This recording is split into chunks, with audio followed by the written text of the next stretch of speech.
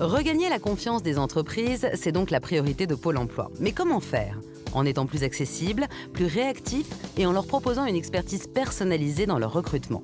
Le pivot de cette relation, c'est le conseiller à dominante entreprise. François-Xavier s'est rendu à Bourges pour découvrir cette nouvelle organisation. Bonjour. Bonjour. Je cherche l'agence Pôle emploi de Bourges, vous savez où ça se trouve? Ah bah évidemment que je sais où ça se trouve, j'y travaille et je m'y rends. Ah bon? Vous pouvez m'emmener? Volontiers, pourquoi pas. Ah bah c'est très sympa, merci beaucoup. Bon, c'est par ici. Je me permets quand même, vous devriez pas être à l'agence à ce temps-là? Oui, je vous l'accorde, effectivement. Je devrais être à l'agence, mais la particularité de mon poste, c'est que je suis conseillère à dominante entreprise. Mais ça veut dire que vous voyez plus du tout les demandeurs d'emploi? Alors très peu, je vous l'accorde. Néanmoins, mes collègues, eux, continuent à suivre leurs demandeurs d'emploi. Donc on invente des modes de collaboration et puis on développe surtout ce qu'on appelle la promotion de profil. Bon, si ça vous dit, on discute de tout ça en agence? Bah, pourquoi pas. Alors Ok. je vous suis, c'est parti. Allons-y. Maintenant, à Pôle emploi, il y a donc des conseillers à dominante entreprise et des conseillers en charge de demandeurs d'emploi. Mais concrètement, comment ça s'articule leur travail? Alors racontez-moi un petit peu, vous, précisément, votre rôle de manager avec vos conseillers. Comment ça se passe? Mon rôle de manager, c'est d'organiser, de planifier et de créer du lien entre l'offre et la demande. Pour ça, on a instauré des temps d'échange réguliers, hebdomadaires ou mensuels, en forme de réunion, en forme de briefing, et c'est essentiel pour qu'ils puissent communiquer. Communication, coopération, voilà donc leur recette secrète. Allons voir comment la directrice de l'agence a chapeauté tout ça. Alors, comment vous vous y êtes pris?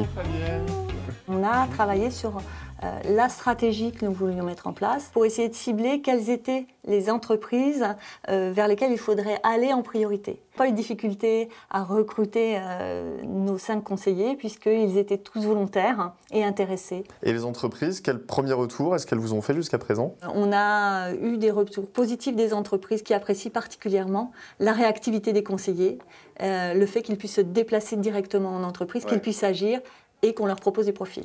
Madame Picarda, merci beaucoup.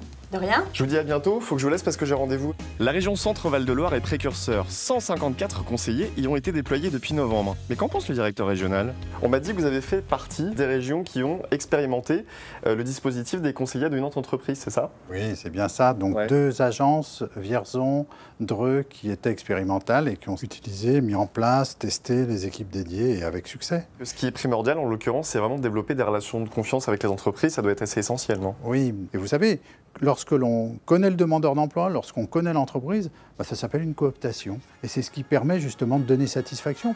Cette nouvelle organisation permet donc de faire se rencontrer au mieux l'offre d'emploi et la demande.